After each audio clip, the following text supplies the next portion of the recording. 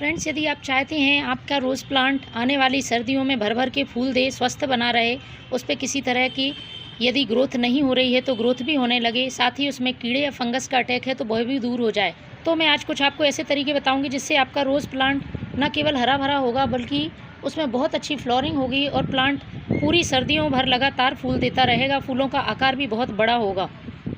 सबसे पहली बात तो आपका रोज़ प्लांट यदि हरा भरा था और अचानक से सूख गया है तो मैं जो आपको टिप्स बताऊंगी और जो मैं आपको फर्टिलाइज़र और कुछ घरेलू उपाय बताऊंगी उनकी मदद से आप प्लांट को फिर से हरा भरा स्वस्थ कर सकते हैं। क्योंकि प्लांट के बीमार होने के दो रीज़न होते हैं। पहला तो उसकी जड़ों में फंगस हो जाती है जो कि हमें मालूम नहीं चलती, और दूसरा पत्तियों में फंगस हो जाती है। तो फंगस मिटाने के लिए बहुत ज़रूरी है कि हम प्लांट में कुछ ऐसे घरेलू उपाय करते रहें जिससे कि प्लांट हमारा फिर से स्वस्थ बना रहे। तो सबसे पहले आपको अपने प्लांट को स्वस्थ रखने के लिए ये बात ध्यान देनी होगी। मैंने लास्ट टाइम पे ये प्लांट पूरी तरह से सूखने की कगार पे हो गया था और मैंने मरते हुए प्लांट को बचाया है, और अब आप देख रहे होंगे कि इसमें नई ग्रोथ आ रही है और बहुत अच्छी फ्लोरिंग भी हो रही है।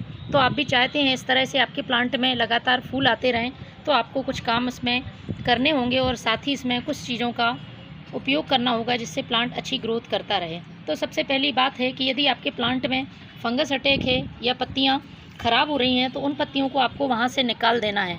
इस तरह से ये पत्तियां आपको बिल्कुल हटा देनी है, क्योंकि ये पत्तियां यदि मिट्टी में गिरती हैं, चूँकि इनमें फंगस लगा है तो ये मिट्टी में जाके जड़ों को भी फंगस लगा देंगी। तो यदि आपके प्लांट की जड़ों में फंगस नहीं है तब भी इस प्लांट की पत्तियां गिराने से जड़ों में फंगस लग जाएगा। इसलिए यदि आपके प्लांट को आपको बचाना है तो इस तरह से ख़राब टहनी और ख़राब पत्तियों को आपको बिल्कुल हटा देना है। इस तरह से सूखे हुए जो फूल हैं उनको कट कर देना है, और चाहे तो आप प्रूनिंग भी कर सकते हैं। मैं इसलिए नहीं प्रूनिंग करूँगी क्योंकि मैंने लास्ट टाइम प्रूनिंग करी थी और इसमें अब नई ग्रोथ शुरू हो गई है, इसलिए मैं अभी इस प्लांट को प्रून नहीं करूँगी। आप अपने प्लांट को यदि ग्रोथ नहीं कर रहा है तो प्रून कर सकते हैं। इसके बाद जो दूसरी ज़रूरी बात है जिससे कि प्लांट ग्रोथ नहीं करता है वो है प्लांट में हद से ज़्यादा पानी की समस्या। यदि प्लांट की मिट्टी में बहुत ज़्यादा पानी रहता है जो कि बारिश के समय में इकट्ठा हो जाता है, और यदि इसका ड्रेनेज सिस्टम ठीक नहीं है तो प्लांट की जड़ों में फंगस लग जाती है, जड़ें गल जाती हैं और प्लांट की ग्रोथ ख़त्म हो जाती है। तो इस बात का आपको ध्यान रखना है कि प्लांट में नमी बनी रहे मिट्टी में, लेकिन ज़्यादा पानी नहीं हो। इसके साथ ही जो तीसरी बात है, प्लांट की मिट्टी की गुड़ाई करना। प्लांट की मिट्टी की समय समय पर रोज़ प्लांट की मिट्टी की आपको गुड़ाई करनी है। मिट्टी एकदम भुरभुरी रखनी है। मिट्टी की गुड़ाई करने के बाद ही आप इसमें किसी तरह के फर्टिलाइज़र का यूज़ करें। इसके बाद ये प्लांट आपका बहुत अच्छी ग्रोथ करेगा। इसके साथ ही यदि आप गुलाब का प्लांट कटिंग से तैयार कर रहे हैं तो उसको जब आप रिपोर्ट करते हैं तो प्लांट की जो सॉइल है वो वेल ड्रेन्ड होनी चाहिए। साथ में उसमें थोड़ा सा आपको कंपोस्ट मिलाना होगा जिससे प्लांट की ग्रोथ अच्छी होगी। यदि आप इस तरह से कलम लगाकर और सही सॉइल मीडिया तैयार नहीं करते हैं तो ये बाद में जाके ख़राब हो जाएगी और आपका प्लांट सही तरह से नहीं बन पाएगा। तो चलिए मैं आपको बताती हूँ इसमें कौन कौन से पोषक तत्व ज़रूरी हैं, कौन सी खाद प्लांट के लिए बहुत फ़ायदा पहुँचाती है। तो गुलाब के प्लांट में आप सभी तरह के कंपोस्ट डाल सकते हैं, लेकिन मैं इसमें आपको दो चीज़ें बताऊंगी। एक तो यदि आपका प्लांट ख़राब हो रहा है कीड़ों की वजह से, इंसेक्ट, चींटियाँ या फिर फंगस परेशान कर रहा है, तो उसके लिए कुछ घरेलू उपाय हैं।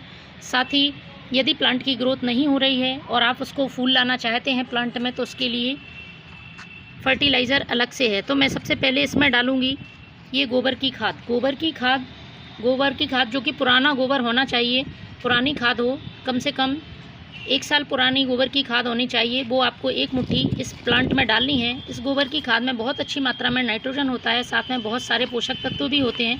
प्लांट में नाइट्रोजन मिलने से प्लांट की ग्रोथ बहुत अच्छी होती है, नई नई ब्रांचेज आती हैं। इसके साथ ही मैं जो दूसरी चीज़ डालूँगी वो है ये फ्रेश टी लीफ।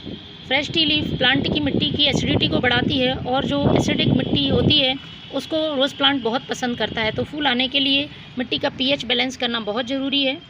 तो 1 चम्मच आपको ये मिट्टी में चाय पत्ती मिला देनी है। इसके बाद जो तीसरी बात है, यदि आपके प्लांट में फंगस है, जड़ों में फंगस है, इसके लिए सबसे अच्छा तरीका है ये फिटकरी, जिसे कि हम एलम भी बोलते हैं। और यदि आपके पास फिटकरी नहीं है तो आप बेकिंग सोडा का भी यूज़ कर सकते हैं।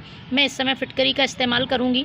इसका इस्तेमाल हमें जड़ों में करना है। जड़ों में जिस तरह का फंगस होता है वो ख़त्म हो जाता है। इसके इस्तेमाल से इंसेक्ट और चींटियाँ भी दूर हो जाती हैं। तो इसके लिए आपको 1 लीटर पानी लेना है और उसमें मात्र 5 ग्राम, यदि चम्मच के हिसाब से यदि आप जाने तो 1/4 चम्मच आपको इसमें पाउडर मिला देना है फिटकरी का। और इसके बाद अच्छी तरह से मिक्स कर लेना है। देखिए फिटकरी की मात्रा ज़्यादा नहीं होनी चाहिए, प्लांट को जला सकती है। महीने में एक बार ही आपको इसको फिटकरी का यूज़ करना है और इस तरह से आपको अपने गुलाब प्लांट की जड़ों में डाल देना। किसी भी तरह का फंगस होगा ये बहुत तेज़ी से काम करती है। साथ में जो इसमें पोटेशियम होता है वो प्लांट में फूल लाने का काम करता है। तो आप इस एलम के इस्तेमाल से अपने प्लांट को बीमारियों से बचा सकते हैं और प्लांट में भरपूर मात्रा में फल और फूल पा सकते हैं। तो फ्रेंड्स आप भी डालें। तो फ्रेंड्स इस तरह से प्लांट की यदि आप भी देखभाल करते हैं तो आपका गुलाब सर्दियों भर फूल देगा।